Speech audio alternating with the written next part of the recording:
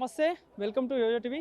తెలంగాణ రాష్ట్రంలో నిరుద్యోగులు రోజుకో కార్యక్రమం అయితే నిర్వహిస్తూ ఉన్నారు. కాంగ్రెస్ ప్రభుత్వం మాకు చెప్పిన 2 లక్షల ఉద్యోగాలు రిలీజ్ చేయాలంటూ కూడా ప్రధాన డిమాండ్ చేస్తూ ఉన్నారు. సో ఈ నేపథ్యంలోనే అశోక్ సార్ కూడా ఈరోజు ఆమరణ నిరాహార దీక్ష కూర్చుందామనే కార్యక్రమం నిర్వహించుకున్నారు. సో ఈ నేపథ్యంలో ముందస్తు అరెస్టులు అయితే కాంగ్రెస్ ప్రభుత్వం చేసిన పరిస్థితి.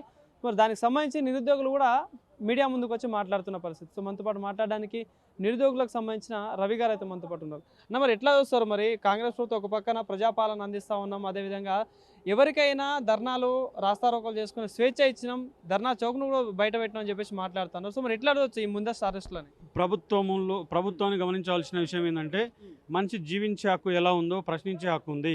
ప్రశ్నించే హక్కు ఎలా ఉందో ప్రభుత్వ లోపాలను ఎత్తి చూపే హక్కు ఉంది. ఈ ప్రభుత్వ లోపాలను ఎత్తి చూపడంలో భాగంగానే మీరు ఇస్తాన్న హామీ ఏదైతే 2 లక్షల ఉద్యోగాలు ఉన్నాయో ఆ ఉద్యోగాలు మీరు ఇస్తామన్నారు, కానీ మీరు ఇవ్వలేదు. మీరు ఇస్తామన్నది ఎప్పుడు ఇస్తామన్నారు? సంవత్సరం లోపు ఇస్తామన్నారు. దాదాపు 21 నెలలు గడిచిపోతూ ఉంది. మేమే ఎందుకు అడగాల్సి వస్తుంది? ఇప్పుడు సంవత్సరంలోనే ఎందుకు అడగాల్సి వస్తుంది అంటే, మీ మేనిఫెస్టోలో పెట్టుకున్నారని కాదు. మీరు మా దగ్గరకు వచ్చారు, మా లైబ్రరీకి వచ్చారు, మా దగ్గరకు వచ్చారు, మా ఇంటికి వచ్చారు. సరే, మిమ్మల్ని మేము నమ్మినాము. 2 లక్షల ఉద్యోగాలు లేవని ఇప్పుడు బయట పెడుతున్నారు, కానీ 2 లక్షల ఉద్యోగాలు ఇస్తామని అప్పుడు అట్లా మోసం చేసిండ్రు. ఇప్పుడు జియో 46 పిల్లలు ఉన్నారు, 46 రద్దు చేస్తామని చెప్పిండ్రు, వాళ్ళని కూడా మోసం చేసిండ్రు. ఈ రకంగా అన్ని రకాలుగా మోసాలు చేస్తున్నారు. మీరు మా దగ్గర వచ్చారు కాబట్టి మేము అడుగుతున్నాము. మేము ఎందుకు అడుగుతున్నాము? మేము కష్టపడ్డాం. ఎట్లా కష్టపడ్డాం? మీకు ఓట్లు వేయించినాం, మీ ఎంట తిరిగినాం, మీ పక్కల తిరిగినాం, మేము కడుపు కాల్చుకున్నాం, కడుపు కాల్చుకొని మేము తిరిగినాం కాబట్టి కష్టపడుతున్నాం. మీరు గుర్తించుకోవాల్సింది ఏంది? మీరెందుకు అడుగుతారు అని మళ్ళీ అదే క్వశ్చన్. మేము కాకపోతే ఇంకెవరు అడుగుతారు?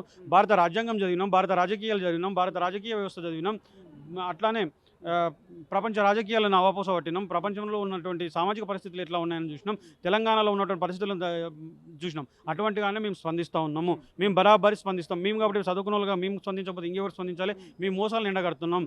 ఆ మోసాలను ఎండగట్టడంలో భాగంగానే ఈరోజు ఎన్నో ధర్నాలు చేసినాం, రాస్తారోకలు చేసినాం, వినతి పత్రాలు ఇవ్వడానికి వెళ్ళాము. వీటన్నిటిలో భాగంగానే ఇది చివరిగా ఆమరణ నిరాహార దీక్ష చేద్దామని అశోక్ సార్ కూర్చున్నాడు. అశోక్ సార్ కూర్చుంటే రాత్రి 12 గంటలకు తీసుకుపోయారని సమాచారం. నిజంగా తీసుకుపోయారా? నిజంగా పోలీసులే తీసుకుపోయారా? ఇప్పటివరకు సమాచారం లేదు. లేకపోతే ఇంకేమైనా అతీత శక్తులు తీసుకుపోయారా? ఇంకా సంబంధం లేదు. అంటే ఎవరు తీసుకుపోయారు అనేది ప్రధానంగా మీరు గుర్తించుకోవాల్సిన విషయం. ఈరోజు నిరుద్యోగులు అందరూ ప్రిపేర్ అవుతా ఉన్నారు.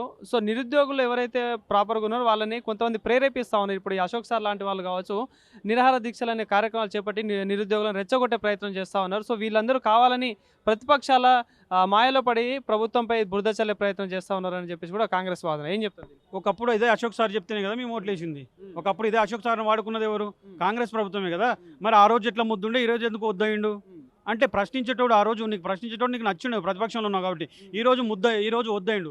ఎందుకు వద్దయిండు అంటే, ఈరోజు ప్రశ్నిస్తాడు నీ ప్రభుత్వం పైన, నువ్వు ఇచ్చిన హామీల పైన ప్రశ్నిస్తున్నాడు, నువ్వు పెట్టిన జీవోల పైన ప్రశ్నిస్తున్నాడు, నువ్వు పెట్టిన విధానాలపైన, నీ తప్పుడు విధానాలపైన ప్రశ్నిస్తున్నాడు. అందుకే సారు ఈరోజు వద్దాను. మళ్ళీ ఆ రోజు అదే నువ్వు నిరుద్యోగ కాదు, నువ్వు ఎందుకు వచ్చి ప్రచారం చేస్తావు, నువ్వు నిరుద్యోగ కాదు, నిరుద్యోగుల సమస్యలు ఎందుకు మాట్లాడుతావు అంటే, ఆ రోజు అవసరం కాబట్టి మాట్లాడుతున్నారు. ఈరోజు అవసరం లేదు కాబట్టి, ఈరోజు ప్రభుత్వంలో ఉన్నాడు కాబట్టి ఈ రకంగా మాట్లాడుతున్నారు. అంటే ఏమంటారు, గోడ దాటిన తర్వాత ఓడ మల్లప్ప ఈ రకంగా వీళ్ళు చేస్తున్నారు. అంటే ఇటువంటి పరిస్థితి ఇదంతా కాకుండా మేము నోటిఫికేషన్లు ఇయ్యము, మాకు చేత కాదని ఒక మాట చెప్తే ఎవరు అడగరు కదా. అశోక్ నారాయణ కాల్ అవుతుంది, దిల్సుఖ్ నారాయణ కాల్ అవుతుంది, మిగతా పిల్లలందరూ గమ్ముంటారు. మేము 29 జీవో రద్దు చేయము, మేము 46 జీవో రద్దు చేయమని చెప్పండి. అది చెప్పడానికి కూడా చేతన అయితే లేదు కదా. అట్లానే చెప్పండి. అట్లానే చెప్తే మేము ఇంత మెంటల్ టెన్షన్, ఇంత మానసికంగా ఇంత మనోవేదనలకు గురిగాం కదా. అందుకే నేను ఏం చెప్తున్నా అంటే, మీరు ఇస్తాన 2 లక్షల ఉద్యోగాలు ఇచ్చే వరకు బరాబరి పోరాడతాం. సో అంటే ఇంకోటి చూసుకుంటూ మేము అంటే నిరుద్యోగులు అంటే అడ్డమిల కూలీలని మాట పోలుస్తూ ఉన్నారు, అదేవిధంగా పేడ బ్యాచ్ అని చెప్పేసి మాట్లాడుతూ ఉన్నారు. సో మరి ఏం చెప్పదలుచుకున్నారు వాళ్ళకి? ఇదే నిరుద్యోగులు, ఇదే అడ్డమున్న కూలీలు కదా నేను గెలిపించింది. ఇదే పెయిడ్ బ్యాచ్ అంటున్న బ్యాచే కదా నేను గెలిపించింది. ప్రతిపక్ష హోదా లేనటువంటి ఈ పార్టీకి నువ్వు అన్న పెయిడ్ బ్యాచ్ అనుకున్నావు కదా, నువ్వు ఎక్కినావు కదా, నీ ఉద్యోగం తెచ్చుకున్నావు కదా, నీ ఉద్యోగానికి కారణమైన బ్యాచ్ ఇదే బ్యాచ్. ఇటువంటి మేమే కదా నిన్ను గది మీద ఎక్కించింది. ఆ రోజు గుర్తు రాలేదు అడ్డమైన కూలీలని. ఇదంతా కూడా ఒక అధికారం ఉందనే అహంకారంతో మాట్లాడుతున్న మాట తప్ప ఇంకెవరికి ఎవరు పేడ్ బ్యాచ్ కాదు. ఇప్పుడు నిరూపణ తీర్పు ఎట్లా చూస్తారు? ఇప్పుడు దానికన్నా ముందు ఇప్పుడు మీరు గుర్తించుకోవాల్సింది, చదువుకున్న వాళ్ళు, చదువుకున్న పిల్లలు స్పందించే విధానం ఉంటుంది. ఈ రాజకీయాలు ఏమిటో చదువుతారు, స్పందించే విధానం ఉంటుంది. ఆ స్పందించే విధానం ఉన్నప్పుడు ఆటోమేటిక్గా తెలంగాణలో స్పందించే గుణం ఎక్కువ ఉంటుంది. ఆ స్పందించే విధానం ఉన్నప్పుడు నువ్వు దానికి ఆన్సర్ చెప్పాలి. మేమేం అడుగుతున్నాము, మేమేం అడగాలనుకుంటున్నాం, మా విధానం మేము దాన్ని చూసి దానికి ఆన్సర్ చెప్పాలి. కానీ పెయిడ్ బ్యాచ్, ఆ బ్యాచ్, ఈ బ్యాచ్ అనేది తప్పు. దాన్ని బంద్ చేసుకోవాలి. ఒకవేళ మీరు అట్లా అనుకుంటే 33 లక్షల మంది పెయిడ్ బ్యాచ్ అయినా 33 లక్షల మంది నిరుద్యోగులు పెయిడ్ బ్యాచ్ అని చెప్పు. అదన ఒక రకంగా ఉంటుంది. అట్లానే ఈ గ్రూప్ 1 తీర్పు గురించి అడిగినారు. గ్రూప్ 1 తీర్పును స్వాగతిస్తున్నాం. ఈ స్వాగతిస్తూ ఇంకొక బాధ ఏమిటంటే అక్కడ గెలిచిన 563 మంది అదే పరిస్థితి ఉంది, ఇక్కడ ఉన్న 33 లక్షల మంది అదే పరిస్థితి ఉంది. అందరికీ మనోవేదన ఉంది, అందరికీ మానసిక వేదన. వాళ్ళు కూడా ఎవరో కాదు 563, మా చెల్లెలు, మా అక్కలు, మా తమ్ముళ్ళు, మా అన్నోళ్ళు. మేము వాళ్ళ మనోవేదన కూడా అర్థం చేసుకుంటాం. కానీ ఇంత తప్పుల తడకగా చేసి ఇంత తప్పుల తడకగా పెట్టి ఏం సాధిద్దాం అనుకున్నారు మీరు? మేము ప్రిలిమ్స్ వచ్చినప్పుడే మీకు చూసిండ్రు, మేము ఆ రోజే 14 తప్పులు ఉన్నాయని టీజీపీఎస్సీకి ప్రశ్నించినాం, ప్రభుత్వాన్ని ప్రశ్నించడం పట్టించుకోలేదు. ఆ తర్వాత జియో 29 పబ్లిక్ డొమైన్లో పెట్టినప్పుడు కూడా ఎస్సీ ఎస్టీ బీసీల పాలిట ఈ జియో 29 అనేది చాలా ఇబ్బందికరంగా ఉంది, చాలా ఇది ఒక నల్ల జివో, ఎస్సీ ఎస్టీ బీసీల రూల్ ఆఫ్ రిజర్వేషన్ని నాశనం చేస్తుందని చెప్పేసి ఆ రోజు మేము ప్రశ్నిస్తే అశోక్ నగర్ చౌరస్తాలో నిలబడి కొట్టించినట్టు పాపన మీరు చూసిన, మీడియా ముఖంగా మీరు చూసిన, మేము చెప్పాల్సిన అవసరం లేదు అనే ఈ అంగులు చినిగిపోయినాయి కొడుతుంటే. ఆ తర్వాత ఇదైపోయిన తర్వాత అదే ఆ గందరగోళంలో మెయిన్స్ రాసినాం. మెయిన్స్ రాసిన తర్వాత ఆ రాసిన మెయిన్స్ అయినా కరెక్ట్గా దిద్దుతారంటే దిద్దలేదు. ఏం చేసిండ్రు? దిద్దకపోతే ఏం చేసిండ్రు? జూనియర్ లెక్చరర్లను తెచ్చిండ్రు. ఇది నేను చెప్పిన మాట కదా, వాళ్ళు చెప్పిన మాటనే. ఆ తర్వాత తెలుగు మీడియం అభ్యర్థులకు అన్యాయం చేసిండ్రని వాళ్ళు చెప్పిన మాటనే 9% సెలెక్ట్ అయినరు. ఈ రకంగా అది ఒకటి కాదు, 2 కాదు, అనేక రకాలుగా మాకు మనోవేదన గురి చేసిండ్రు.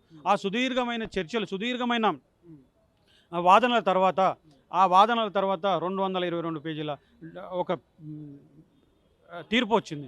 ఆ తీర్పులో ఒకటే చెప్పింది, ఇంటిగ్రిటీ లేదు, టీజీపీఎస్సీ నిర్వహించిన పరీక్షలో ఇంటిగ్రిటీ లేదు, ట్రాన్స్పరెన్సీ లేదు అని చెప్పింది. అంటే అది కూడా మీరు అన్నట్లు ఒక రాజ్యాంగబద్ధ సంస్థకే అలా చెప్పిందంటే ఎంత బాధాకరమైన విషయం, ఎంతో జరిగింటుందనే కదా కోర్టు తీర్పు. సో ఆ తీర్పుని చెప్తే ఒక మాట అన్నది, 8 నెలల లోపల ప్రిలిమ్స్ నిర్వహించాలి, రీమెయిన్స్ చేయాలి, అది లేకపోతే రీవాల్యుయేషన్ చేయాలనేది. రీవాల్యుయేషన్ అనేది టెక్నికల్గా చాలా ఇబ్బంది అవుతుంది, అది టీజీపీఎస్సీ కానీ అభ్యర్థులకు కానీ ఇబ్బంది అవుతుంది. సో రీమెయిన్స్ నిర్వహించాలని చెప్పింది. మేమేం చెప్తున్నాం, మా డిమాండ్ ఏంటంటే రీమెయిన్స్ కాదు, రీ ప్రిలిమ్స్ నిర్వహించాలి, అది కూడా 29 జీవో రద్దు చేసి రీ ప్రిలిమ్స్ నిర్వహించాలని మా డిమాండ్. రాబోయే రోజుల్లో స్థానిక సంస్థల ఎన్నికలు కావచ్చు, అదేవిధంగా జిహెచ్ఎంసీ కావచ్చు, అదేవిధంగా బై ఎలక్షన్స్ కూడా వస్తున్నాయి. సో మరి రాష్ట్ర ప్రజలకి ఏమైనా చెప్పదలుచుకున్న నిరుద్యోగుల తరపున? యావత్ 33 లక్షల నిరుద్యోగుల పక్షాన మా అమ్మలకు, మా అక్కలకు, మా చెల్లెలకు, మా అన్నలకు చెప్పదలుచుకున్నాం. అయ్యా, ఇన్ని రోజులు ఆ ప్రభుత్వాన్ని చూసినాం, ఇప్పుడు ఈ ప్రభుత్వాన్ని చూస్తున్నాం. ఆ ప్రభుత్వాన్ని ఈ ప్రభుత్వాన్ని చూసినాం. చదువుకున్న వాళ్ళుగా మేము వస్తున్నాం మీ ముందుకు, చదువుకున్న వాళ్ళుగా, మీ ఇంటి బిడ్డగా, మీ తమ్ముడుగా, మీ చెల్లెలుగా, మీ అక్కగా, మీ ఇంట్లో మీ ఊళ్ళోకి మేము వస్తున్నాం. మీ ఊళ్ళో సర్పంచ్గా మేము నిలబడతాం, మన ఊళ్ళో జడ్పీటీసీలుగా మేము నిలబడతాం, మన ఊళ్ళో ఎంపీటీసీలుగా మేము నిలబడతాం. మమ్మల్ని గెలిపించండి, తప్పకుండా మేము సర్వీస్ చేస్తాం. వీళ్ళకన్నా బెటర్ సర్వీసు, వీళ్ళకన్నా ఒక అవినీతి లేకుండా సర్వీస్ మేము చేస్తాం. అటువంటి సేవలో మేము నిమగ్నమవుతాం. రేపు జరిగే అర్బన్ లోకల్ బాడీస్లో కూడా మేము పోటీ చేస్తాం. ఆ తర్వాత జూబ్లీహిల్స్లో జరిగే ఉప ఎన్నికలు కూడా తప్పకుండా పోటీ చేస్తాం. ఈ కాంగ్రెస్ ప్రభుత్వానికి తప్పకుండా బుద్ధి చెప్తాం, మా పవర్ ఏందో చూపిస్తాం. Thank you.